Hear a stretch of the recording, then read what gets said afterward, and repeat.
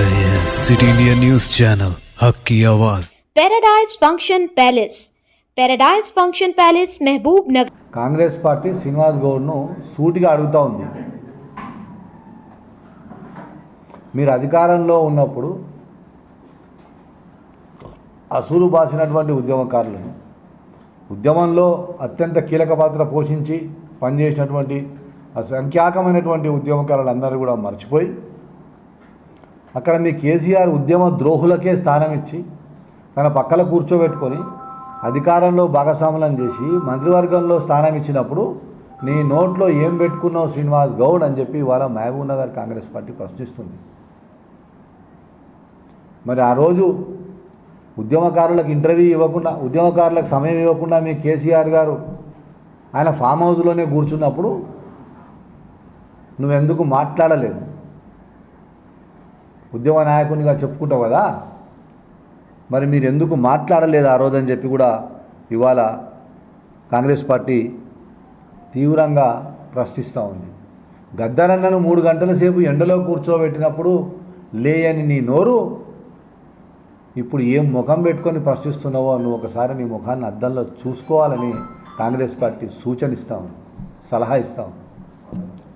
అదే రకంగా 10 సంవత్సరాలల్లా ఎప్పుడూ కూడా మీరు ఉద్యమకారులను గౌరవించలే, గుర్తించలే. శ్రీకాంతాచారి తల్లిని పిలిచి అవమానించారు. ఒక్కటి కాదు మీరు చేసింది ఉద్యమకారులకు తెలంగాణ ఆత్మగౌరవానికి మీరు చేసిన ద్రోహం ఇంత అంత కాదు. మరి ఆ రోజులు లేవని నీ నోరు మరి వాళ్ళు ఎట్లా మాట్లాడుతున్నావో, మరి ఏం ముఖం పెట్టుకొని మాట్లాడుతున్నావు నువ్వు? నోరు తెలిస్తే అక్కడ కేసీఆర్ గారు కూడా మొన్న ప్రెస్ మీట్లో మాట్లాడుతున్నారు, నేను అనలేదు ఉచితంగా ఎరువులు ఇస్తా అని. అన్నీ పచ్చి అబద్ధాలు మీరే అంటారు, మీరే ఉల్టా మాట్లాడతారు.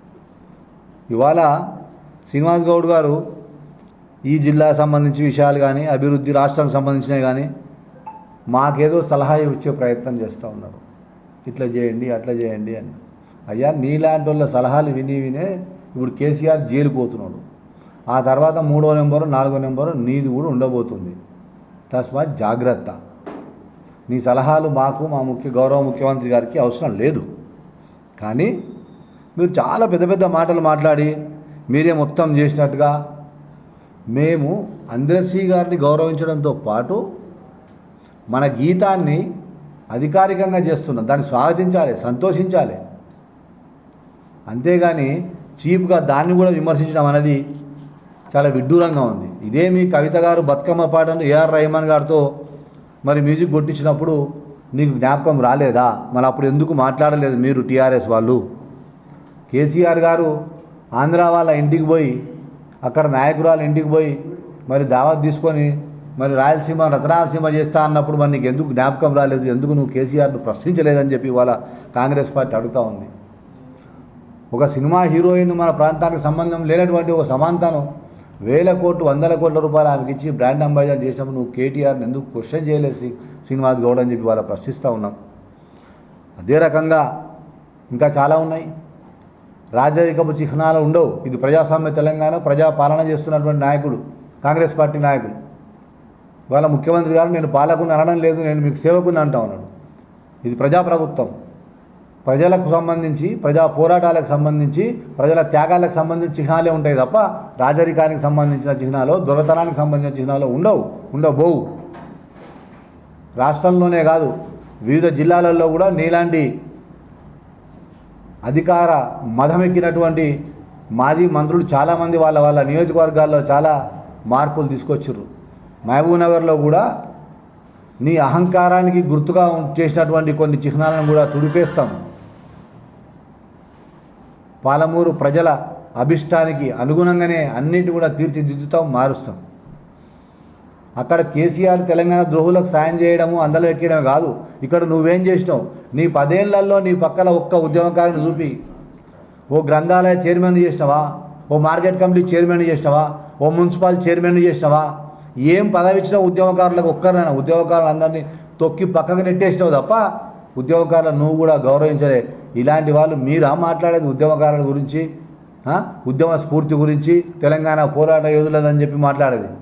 అసలు ఏం ముఖం పెట్టుకొని మాట్లాడుతున్నారు? నిన్న శ్రీనివాస్ గౌడ్ ప్రెస్ మీట్ చూసిన తర్వాత అరే ఏం సార్ వీళ్ళు ఇట్లా మాట్లాడుతున్నారు, అసలు ఈ టీఆర్ఎస్లో నోరులా పాయకాలంలా అనే కాడికి వచ్చింది మీ బతుకు. కనుక శ్రీనివాస్ గౌడ్కు కాంగ్రెస్ పార్టీ తరఫున ఇవాళ ఒక సలహా ఇస్తూ ఉన్నాం.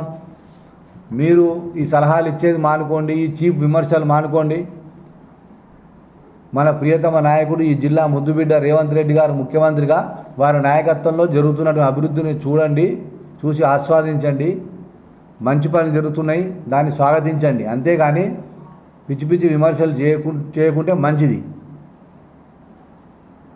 మహబూబ్ నగర్లో కూడా పిల్లల మర్రి, మహబూబ్ నగర్ అనేది పుట్టినప్పటి నుంచి పుట్టక ముందు నుంచి కూడా పిల్లల మర్రి ఉంది. అదే చిహ్నం మహబూబ్ నగర్ అనగానే పిల్లల మర్రిలే ఉంటుండే. దాన్ని కూడా నువ్వు మార్చినావు. అతి త్వరలో ప్రజాభిప్రాయ సేకరణ చేసి దాన్ని కూడా మారుస్తాం మహబూబ్ నగర్ మున్సిపాలిటీ ద్వారా. ఒకసారి పిల్లల మర్రిని మొత్తం ఖతం చేసినావు. ఇవాళ కేసీఆర్ పార్క్ గురించి చెప్తా ఉన్నా, ఏముంది ఆడ? డబ్బులు తిండికే వాడుకుని అన్ని ఎంక్వైరీ పెట్టిస్తాం. ఇవాళ పెద్ద చెరువులో నెక్లెస్ రోడ్ అన్నావు, ఏమైంది? అది ఎట్లుంది? 120 ఎకరాల చెరువును దాదాపు 60 ఎకరాలు కాజేసావు నువ్వు, నీ అనంగులు. ఇవన్నీ బయటికి తీస్తాం. ఖబర్దార్ అంటూ శ్రీనివాస్ గౌడ్ని హెచ్చరిస్తూ ముఖ్యమంత్రి గారిని మరొకసారి విమర్శించొద్దని చెప్పి హితవు కలుపుతా ఉన్నాం.